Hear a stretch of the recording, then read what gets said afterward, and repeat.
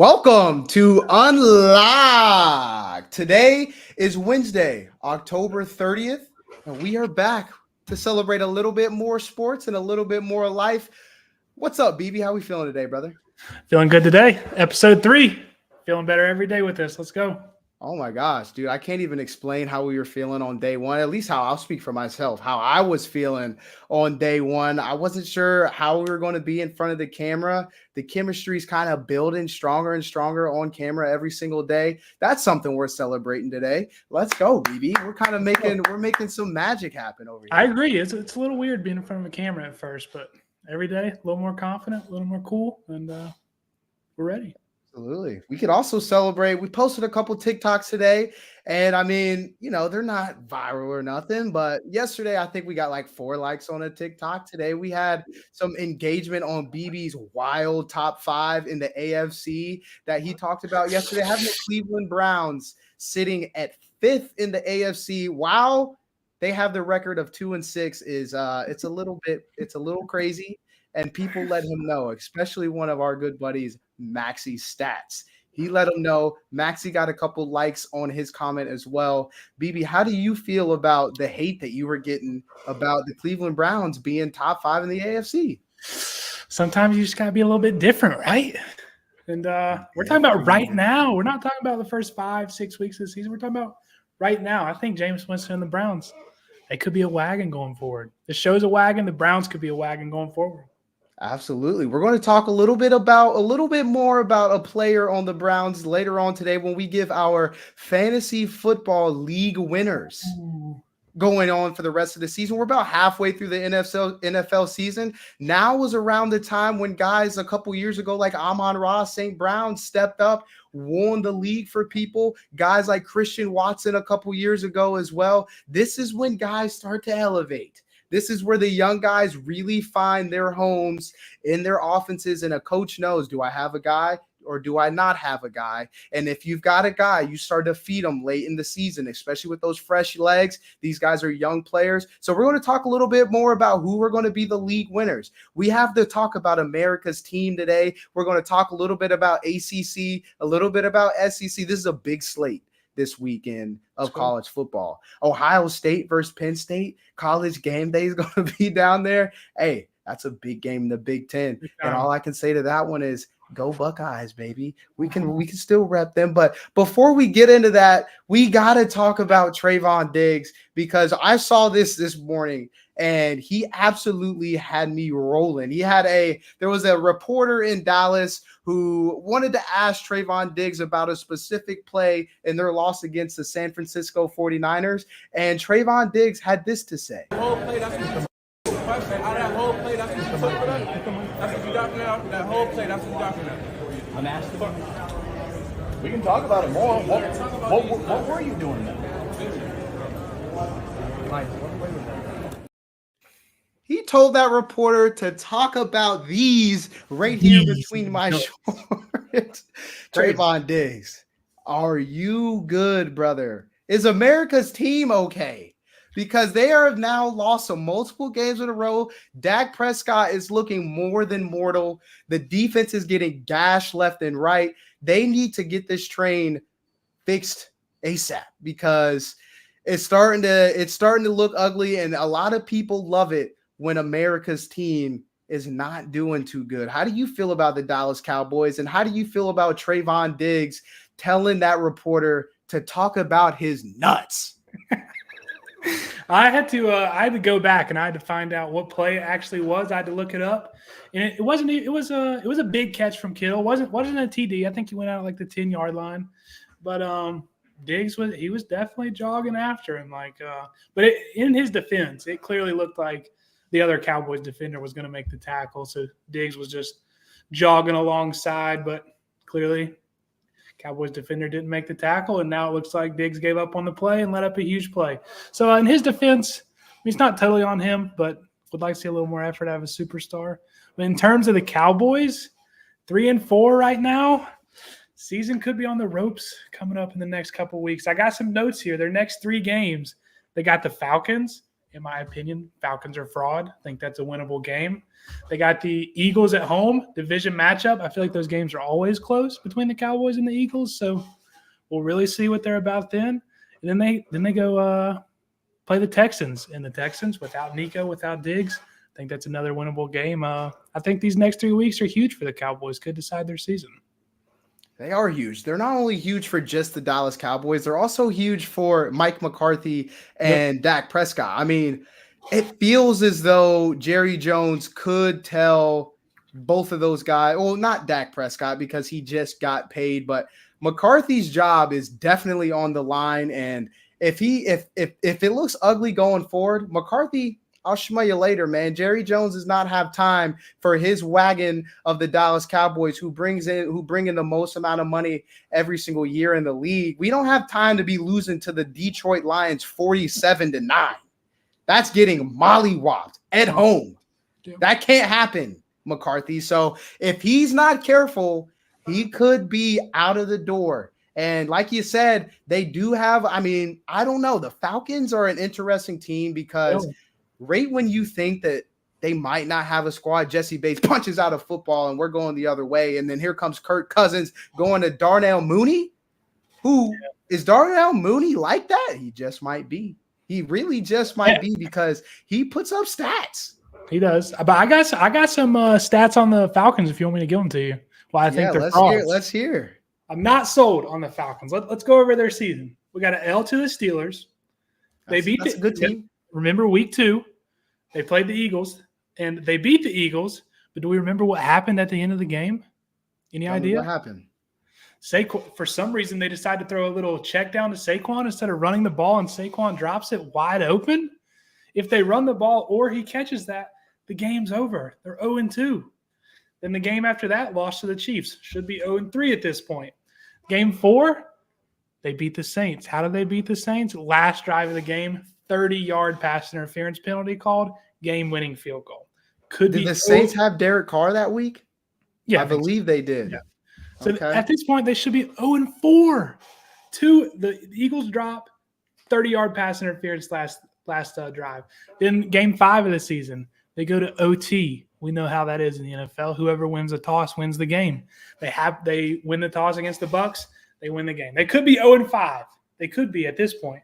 Then they beat the Panthers. That's pretty given. And then they get blown out at home by the Seahawks. And then the game after that, they only beat the Bucs by 5 without Mike Evans and Chris Godwin. These guys are frauds. So you're telling me that the leader of the NFC South, the Atlanta Falcons, are frauds.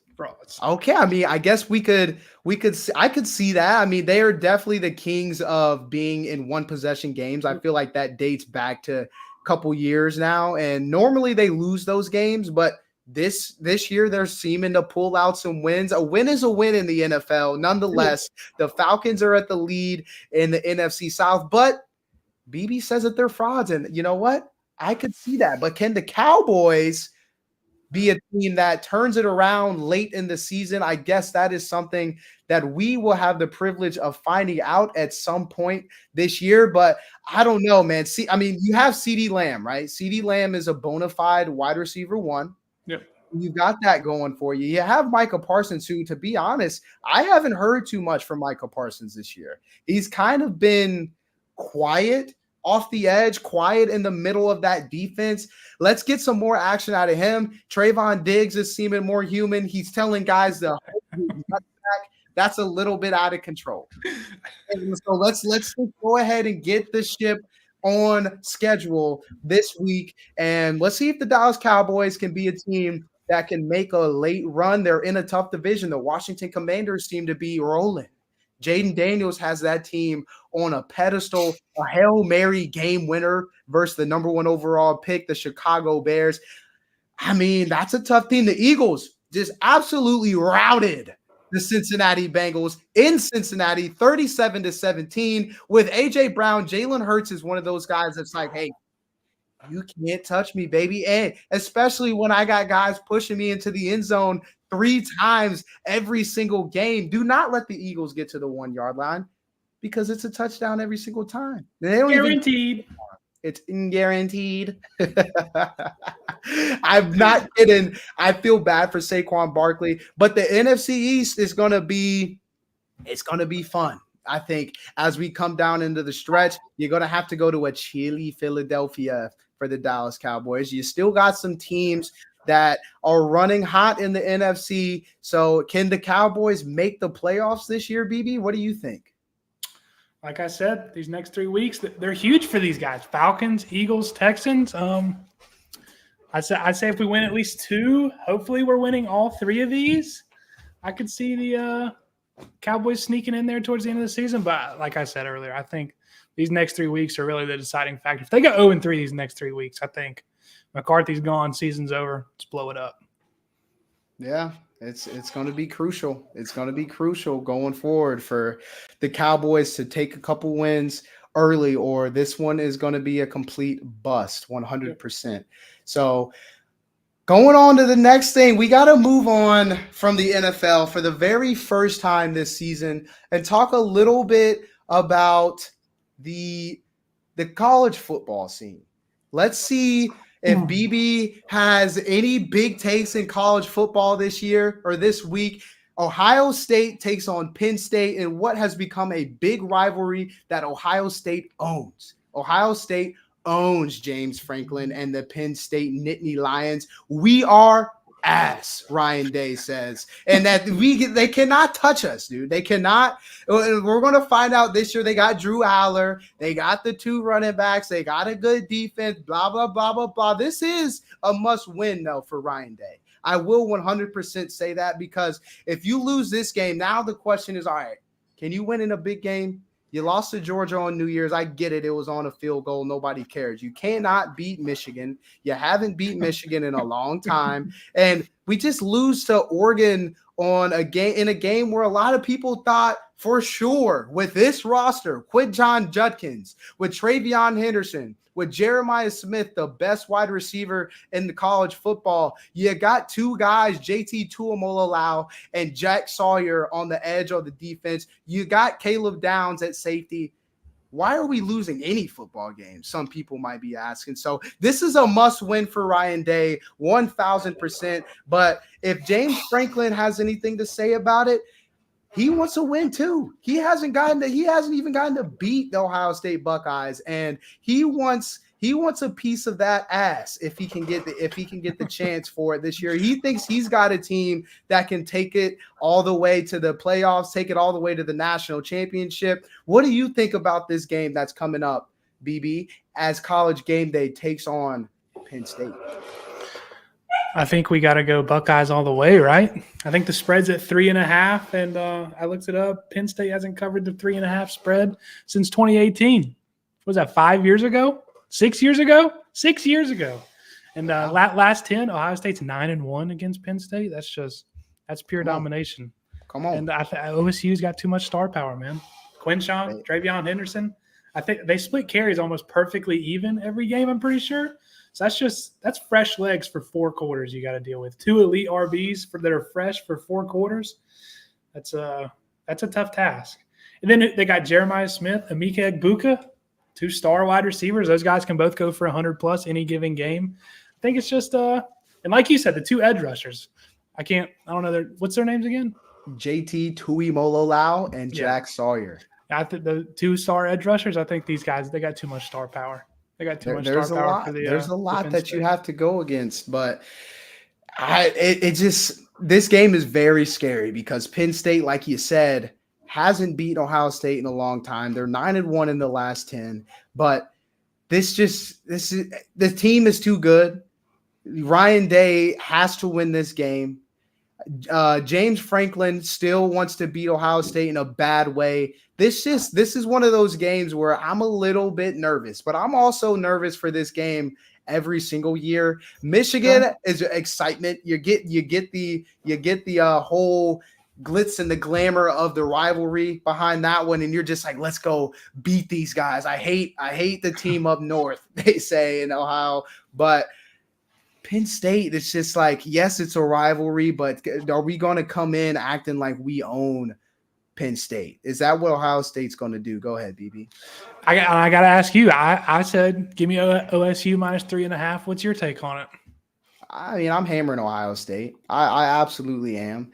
And that's like because when I think about Ohio State, the way that they played Oregon, I thought Will Howard had a great game. I thought Will Howard, yes, there's all the controversy behind what happened at the end of the game and how he should have done something different to give his team a chance to win the game. And you have that one terrible play, and now you're not a good quarterback. No, Will Howard's been dealing the entire season. Jeremiah Smith scores a touchdown every single game. I still think that there's just too much firepower. Chip Kelly has the offense rolling. I think Jim Knowles has the defense playing good enough. I think that the defense should and could play a little bit better. But I do have Ohio State minus 3.5 in this game versus Penn State. Okay. That one's going to be a good one. I'm excited. 12 o'clock, noon. Get the day started. Absolutely. Some other teams that are looking to make some late runs are teams in the ACC. Some people are trying to say the ACC is down this year, but if you look at it, there's some good teams that sit at the top. Miami's up there. They're number 5 in the country. Clemson is now 5-0 in the conference, 6-1 overall after losing to Georgia in week 1. They've won 6 straight. Cade Klubnik looks a little bit more like a Division I quarterback now than he ever has. SMU is a team that you have to look out for. This week, the top dogs, Clemson, have a big game, I would say. They need to continue to roll. They need to continue to win. And BB, what do you think about Clemson Tigers? Do they have a chance to make a roll at the ACC 1 and 2, make a play for the college football playoff this year? I think the answer to those questions is absolutely. Since week 1, this Clemson team's looked completely different, if I say so myself. Week 1, we were all watching it together. And if I was a Clemson fan, I would be embarrassed. That was that was horrible. Guy we know was very embarrassed. He was telling us to hammer Clemson. No way. They got mollywopped. First play of the game, Klubnik's got a wide open rollout receiver, spikes it. Spikes it in the literally the first play of the game, right? First play of the game. What are we doing? But the spread's 10.5. On my notes here, it says the Clemson O has looked unstoppable after the week 1 thrashing, and I think that is true. Every game I've tuned into, Klubnik's throwing it around the yard. Phil Maffa's running it down their throats. Phil Maffa's got 2 TDs in each of his last 2 games. He's gone over 100 yards in 2 of the last 3. It's a night game in Death Valley. Tough place to play. I think the Tigers keep it rolling. The 10.5 against Louisville. I mean, give me the Tigers. Give me the Tigers minus 10.5. Okay. Listen, here it's easy to say that, right? Because the Clemson has been rolling. But if you look at Louisville and the way that they've played this year, they've only lost in 1-score games all year. They lost to Notre Dame 31-24. They lost to SMU, who's looking like a wagon, by the way. They lost to them by 1 score. They also lost to Miami and Cam Ward by 1 score. So this is not a bad Louisville football team. So the question, I guess, really is, can Dabo Swinney exploit a lot of the weaknesses that Louisville have? Because they give up a lot of points on defense. I don't know what the exact average is, but in those 3 games, they gave up 31 points, 34 points, and 52 big ones to Cam Ward and the Miami Hurricanes. So, I mean, the way that the Clemson team has been rolling, you just might think that they could step on their necks, but Louisville can score with the best of them too, it's starting to seem like. So 10.5 is, I don't know if I can take Clemson minus 10.5 because it feels like every time you think Dabo Swinney's figured it out, every time you decide, you know what, I might have watched the Clemson game. I'm going to bet on Cade Klubnik and the boys. Cade Klubnik spikes the football into the dirt. So give me Louisville plus 10.5 in a night game against Clemson. In Death Valley. In Death Valley. Have you reading these YouTube comments we got right here? I'm seeing some stuff. CJ says, give me the Nittany Lions. This guy's a classic hater. He knows what's going to happen. He's mad, Caleb Downs transferred out of Alabama. That Caleb Downs never went to UNC in the first place. He decided to go to Alabama, and now he's at Ohio State. And Ohio State has certified dogs all over the field. And we're about to let that swing on the Nittany Lions. And CJ, if you happen to be in Pennsylvania, we just might drop it on your forehead too, buddy. How about that? Jeez. More. He says, More. I'm not a hater. I worked at OSU. He's a hater. CJ's a hater. The Panthers are the worst team in the league consistently, and for some reason he doesn't like them. That makes no sense. It doesn't make sense. A classic hater is our man Carson Jones. Another big game in college football this week stays in the ACC. If I can get this up there, Miami has a big game this week, and we're going to talk a little bit about Cam Ward and what is Cam Ward's greatest strengths? What are some of Cam Ward's biggest weaknesses? I think Cam Ward is the kind of guy that I would love to have in Carolina. Cam Ward just has a little bit of sexy to him. Cam Ward can throw the ball all over the field, and he's had some of the cleanest highlights that I've seen from a college quarterback in a very long time. And I feel as though he's got a chance to make magic happen this week. I think he's got the chance to make magic happen every single week. BB, I know you prefer Shedeur Sanders over Cam Ward. What is your biggest knock on Cam Ward? I mean, I don't even know if it's a knock really, or a knock with like evidence behind it. It's just, the throwing motion from Cam Ward is just weird to me. It's like, it kind of reminds me of Phillip Rivers from back in the day. It's just like a little sidearmy, a little weird. And I think if I'm an NFL team and I need some juice, aka the Carolina Panthers, I don't know if I want us to take a QB, but if I'm going to take a QB in this draft, I'm taking Shedeur. I need aura. I need swagger, and that's exactly what Shedeur Sanders is.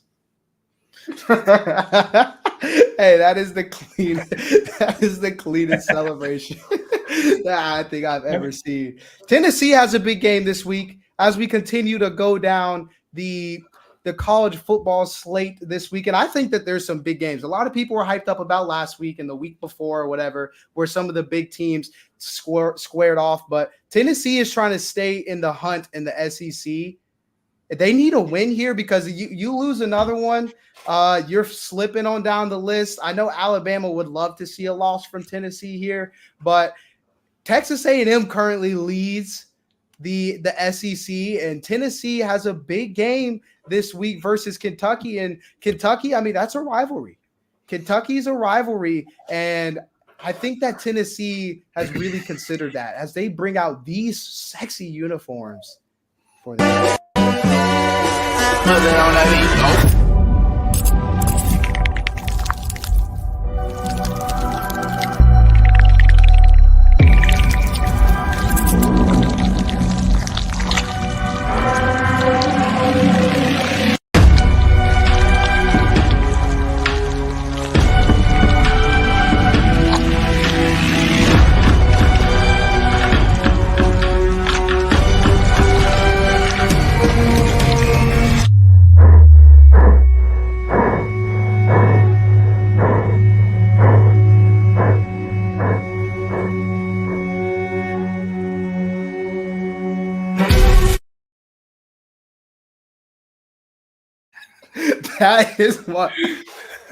That's one of the cleanest videos I've ever seen.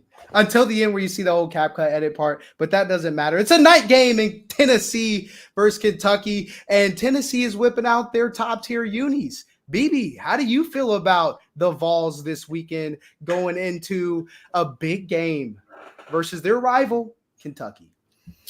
I think I've been a pretty loud supporter of Nico, the QB, since week one this year. I've said the Panthers need a tank this year, which clearly I don't know if they're trying to tank, but they are. And next year, too, I want this guy would be sweet in Carolina. I think Nico's got a bright future in college. I think he's got a bright future in college and in the NFL. And Tennessee's wearing the cleanest uniforms in college football this weekend. The blacked out unis, night game in Neyland. I was lucky enough to go to a night game in Neyland versus Ole Miss. Ole Miss didn't end up winning it, but that atmosphere was it was straight up electric. And I think Tennessee wins this weekend. I think the spread's 16.5. Not sure if 16.5 is a lot of points, but so I'm not giving a pick on the Tennessee's going to win, but I'm not giving a pick on the spread because I really don't know. I think Tennessee covers just because they're wearing those uniforms. It's a night game. Rocky Top will always be lit. It's gonna be jumping in old Rocky Top this weekend, and I think that the Tennessee Volunteers smash the Kentucky Wildcats this week. It's going to be a lot of fun to watch that game, and I'm going to take the points. I'm going to take every last bit of those points. Another big game in college football this week as we continue to look at the SEC. Texas A&M is going into South Carolina. And South Carolina, yes, they've lost some games, okay? I get it. We're looking at South Carolina, and they're not even on this. They're not even on the edit here because they've lost so many games in conference. But South Carolina, they scare a lot of teams. You know what I mean, BB? I feel like that South Carolina Gamecocks they've lost 3 games in the SEC, and that's okay because they gave Alabama a scare. They did. They lost by 2 points to Alabama in Alabama. They lost to Ole Miss, who is now considered, they've lost a couple as well, but they are still in the top 12. This is still a playoff team in Mississippi. And, they gave them a little bit of a fight, and they also almost beat LSU. This is a team that I genuinely believe is going to win the football game at home versus Texas A&M. Wow. Give me South Carolina and the Gamecocks to jump all over the Aggies, win that big game at home, and really solidify Beamer ball for years to come, BB. Wow. That's shocking. That's shocking to hear. I do think this is a trap game alert. Like number 10 team in the country is only favored by 2.5 versus unranked South Carolina. It's a trap game alert, but I still got faith in the Aggies. So we're splitting picks on this one. I'm taking the Aggies minus 2.5. And I did I went to the Ole Miss South Carolina game this year, and it was at South Carolina. And although the atmosphere was pretty cool, it's pretty electric. But they really didn't impress me. Ole Miss was fine from the get go. But I'm taking A&M this weekend. Hey, chat, we're split on our picks this week. We need somebody to help us decide what is the bet to take, Texas A&M, or do we take South Carolina at home in a big one? I personally have South Carolina. BB has Texas A&M. Chat, let us know who we're going with this week. And while the chat goes ahead and gets onto that, we're going to just go ahead and break off into the final game of the week. Let's go. And I think that Louisville is going to take an L versus Clemson. I guess we're just going to recap. That's on me. We're going to recap our picks for this week. I've got Ohio State in the first game. This guy. No, you got Clemson winning, but you did take Louisville 10.5. We were split on that one too. We were split. I got Louisville plus 10.5. Caden Jones says, give me the Gamecocks, BB. Wow. How do you feel about that? This is an SEC football player typing in the chat here, so his opinion matters, but I got to stick to my guns. Give me A&M. A&M, okay. I'm thinking Gamecocks pull out a huge upset in this game, and people are going to put some respect on this team's name. I think another big thing that we talk about is an ex-Louisville player, Lamar Jackson. We're moving back to the NFL. That's what we know best. That's what we love to talk about. Is this Lamar's best chance at winning a Super Bowl? He's got another team in the AFC North who is rolling. The Pittsburgh Steelers, Danger Russ, Mr. Unlimited.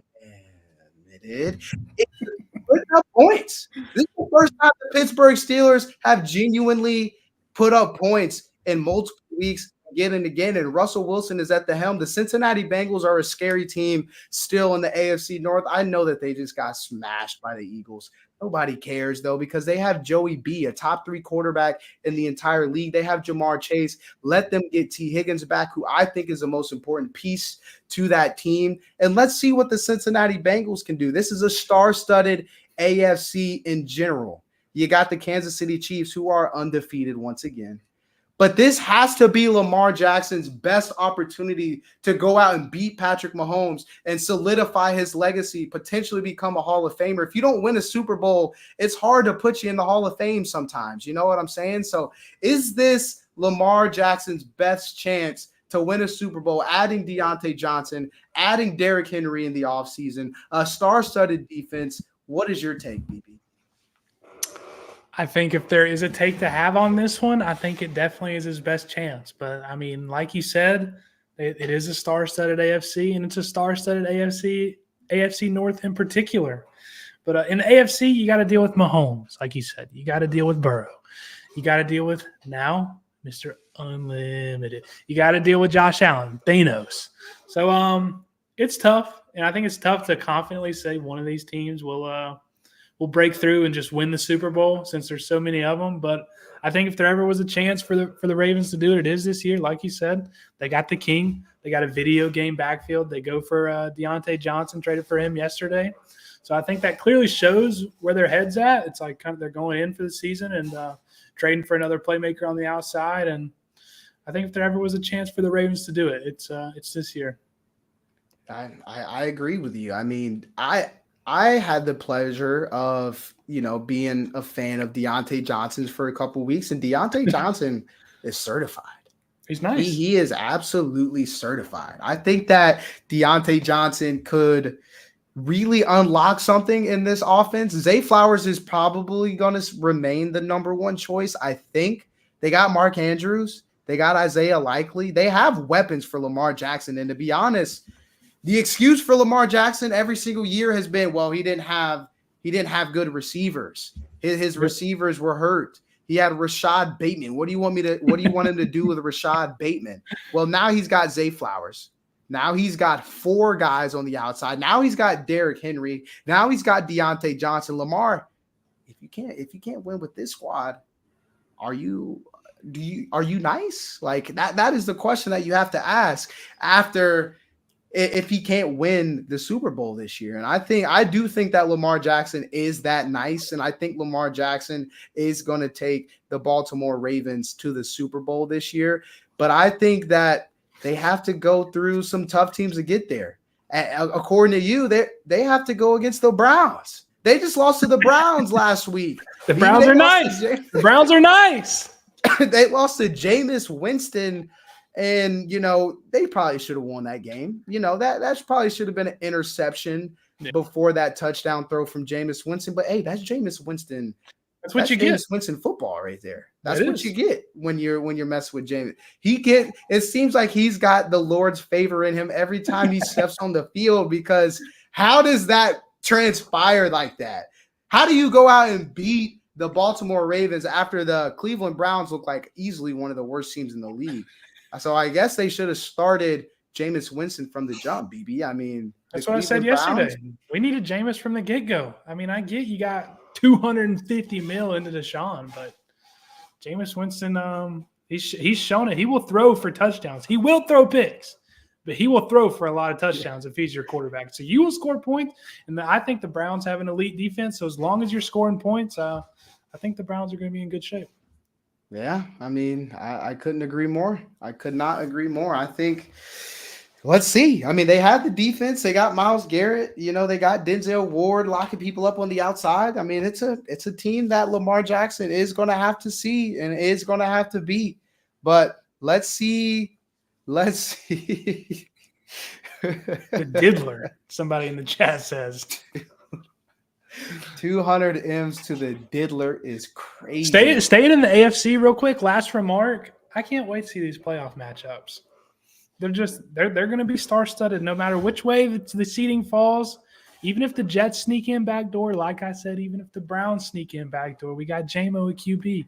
These matchups are going to be elite. They're going to be elite. Oh my God, the QBs in the AFC: Patrick Mahomes, Lamar Jackson, Josh Allen, Jameis Winston, Joe Burrow. Joe Burrow. Russell Wilson is now getting listed. Yeah. We have to list After the Russell last Wilson. 2 weeks, you have to. After the last 2 weeks, you have to. Yeah, it's gonna be amazing. You're gonna see some. We could potentially see some really good coaching matchups too. Andy Reid versus Mike Tomlin. I would love to see a that. Steelers Chiefs. I would love to see a Steelers Chiefs. That one would be an absolute dog fight if they were to see each other in the playoffs. Let's say somehow the Steelers get the home game and the Chiefs have to waltz into Pittsburgh. Oh my God. The Towels would be going. Yeah, the Towels would be going crazy. Don't move the head. Just don't move the head. Those people are out of control up in Pittsburgh. But I think that Lamar Jackson has a chance, BB. I really do. I really think that this is Lamar Jackson's best shot at winning the Super Bowl. We'll see. We'll see how it plays out. But moving on to another fun topic that has been taking over the league this year or this week. Shane Steichen says in an interview that Joe Flacco is going to be the quarterback going forward. Yesterday, the breaking news was that Anthony Richardson was getting benched, and people didn't know how long. How long is Anthony Richardson going to be on the pine? How long is he going to be? Is this like a experiment? If Joe Flacco loses this week, is Anthony Richardson coming back? No, says Shane Steichen. Joe Flacco gives our team the best opportunity moving forward, he said today. And I believe that that's, a great thing for both sides. It's a great thing for both parties because Anthony Richardson, let's be honest, he needs a little bit more time to develop. He hasn't started very many games since high school. He's only 22 years old. He's the best athlete on the field. So you cannot buy out on Anthony Richardson yet. And if you have, you're a fool.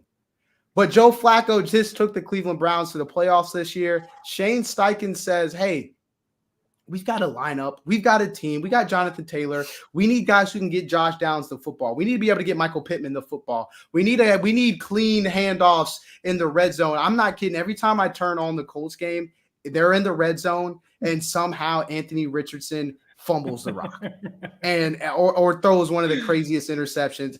Shane Steichen, we can't have that. Nope. We cannot have that. We have a team right now. We'll worry about you later, but we have to worry about winning right now. And I think that is what that's what the conversation it was in the locker room. That's what the conversation from Shane Steichen was. And I think that that's going to be what they stay consistent with going forward. How do you feel about Anthony Richardson getting benched, BB?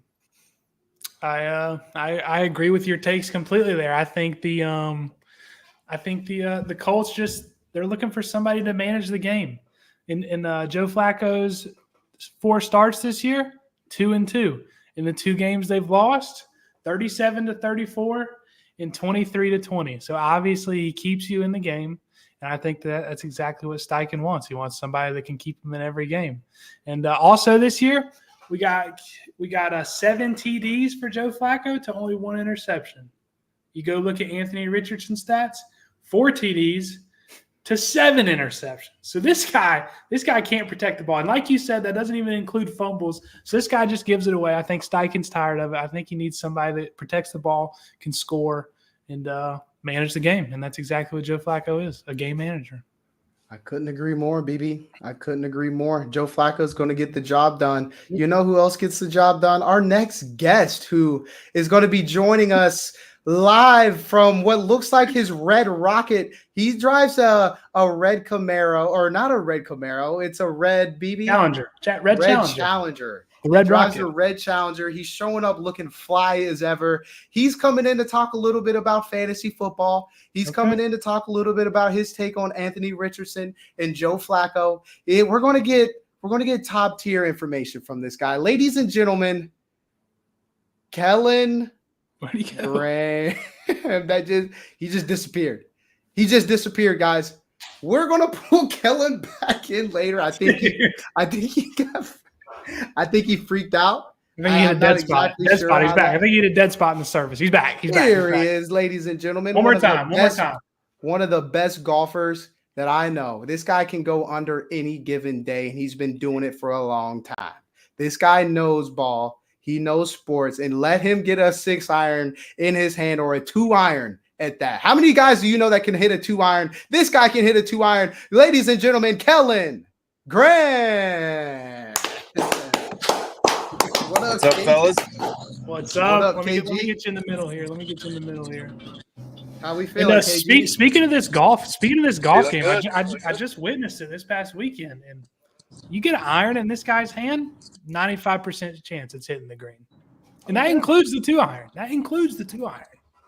The two I got iron it back might connection. be. I had a good 9 with BB. I struggled outside that first 9. Had an eagle, 8 pars and an eagle. Yeah.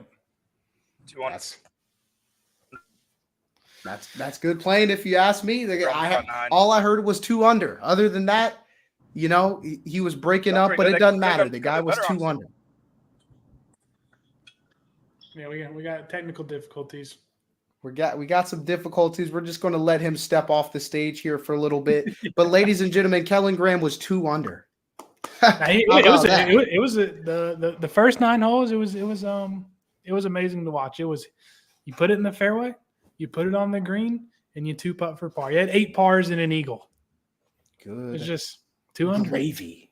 Yeah, crazy. That should not be legal, dude. But that's Kellen Graham, man. That's is. what he's going to do. And it's not like it's a fluke. It's legitimately every single time the guy plays And golf. the eagle, he went 3-wood.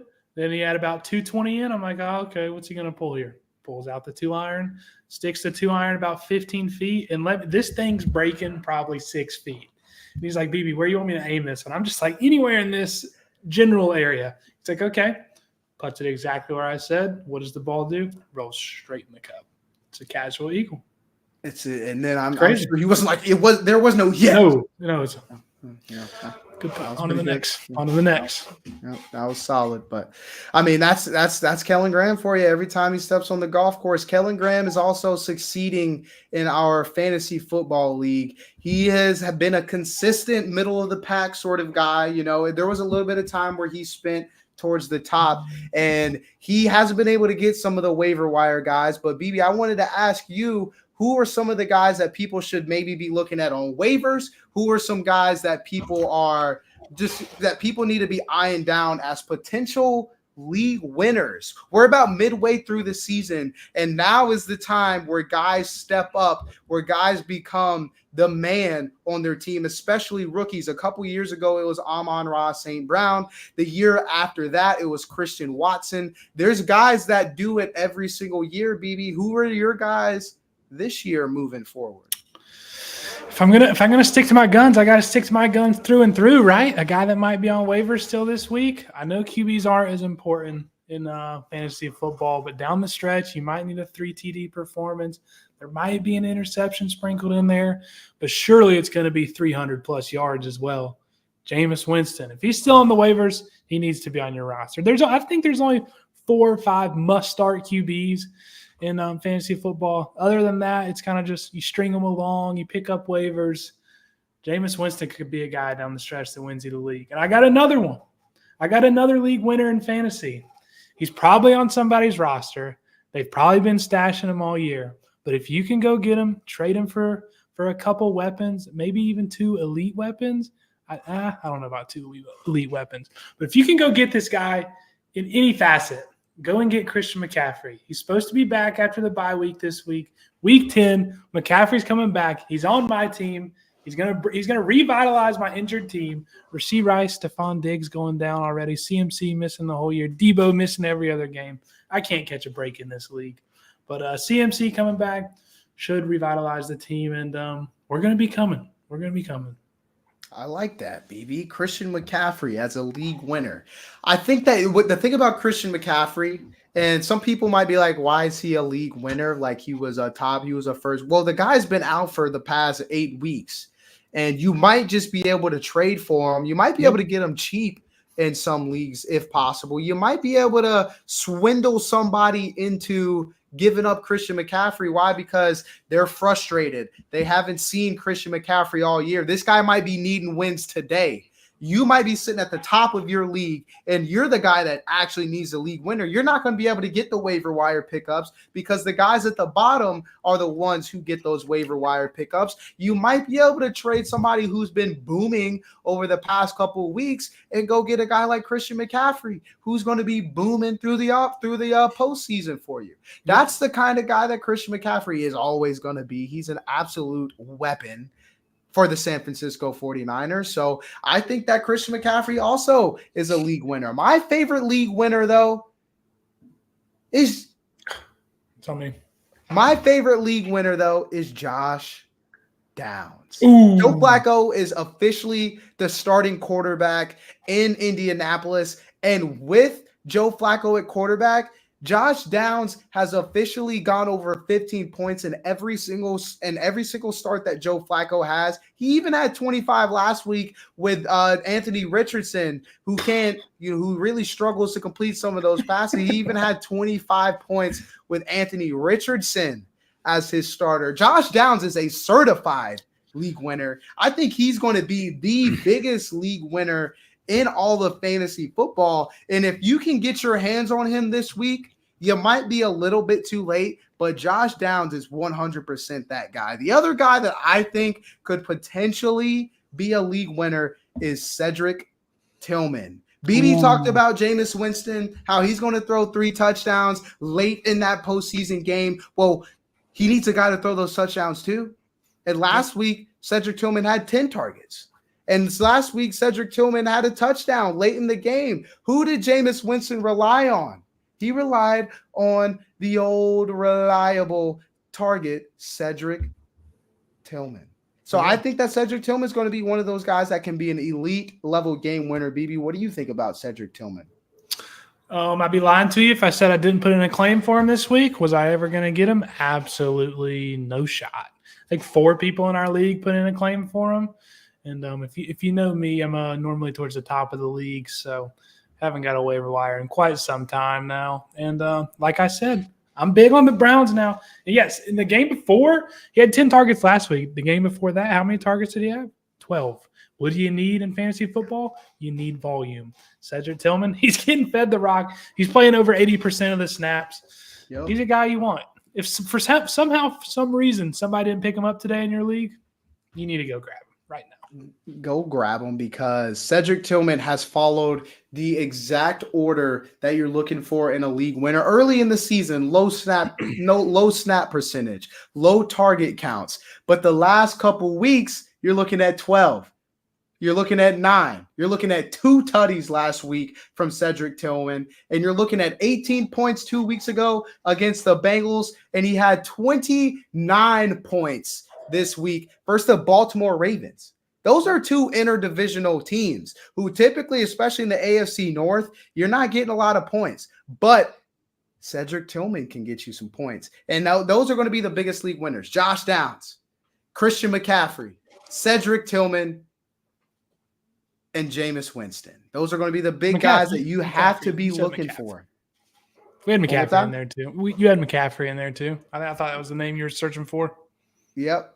We had McCaffrey is definitely going to be a big time league winner. So that's what we've got this week or today for our live episode, and it's going to be even better going forward. I think we got some really cool guests for the rest of this week coming on. We're going to expand our horizons outside of football maybe for the rest of this week. We've got Maxie's big bets. We got Maxie's mortal locks coming in tomorrow. We've got Tigers big bets also coming in on Friday. We're going to have you covered all weekend, making you cheese, baby. So this is going to be the place to get your locks is unlocked because we unlock every parlay that you could possibly have. We have a lot of degenerate friends who like to bet. I'm not going to lie. I'm one of them. I don't mind throwing a parlay every now and then. I mean, who has it ever hurt anybody? Betting's legal in North Carolina now. So thank you guys so much for coming out. I hope somehow, some way, you're able to make somebody smile today. And I hope that we were able to do the same. BB, put the fingers up. Let's go. You got anything for us today, BB? Appreciate our chatters. Made it more fun. Engaging with the comments. We're getting better at it every day. We'll be back tomorrow, 4 p.m. Let's do it. 100%. Guys, just continue to remember that this is going to be the biggest show in the entire game. We appreciate you guys showing up today. We appreciate you guys showing us some love. I hope today was a little bit better than yesterday for you as well as for us. And we're going to continue to grind. We went 1-0 today, BB, and we're going to go 1-0 again tomorrow.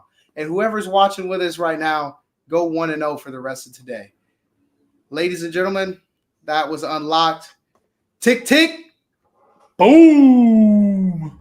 Peace.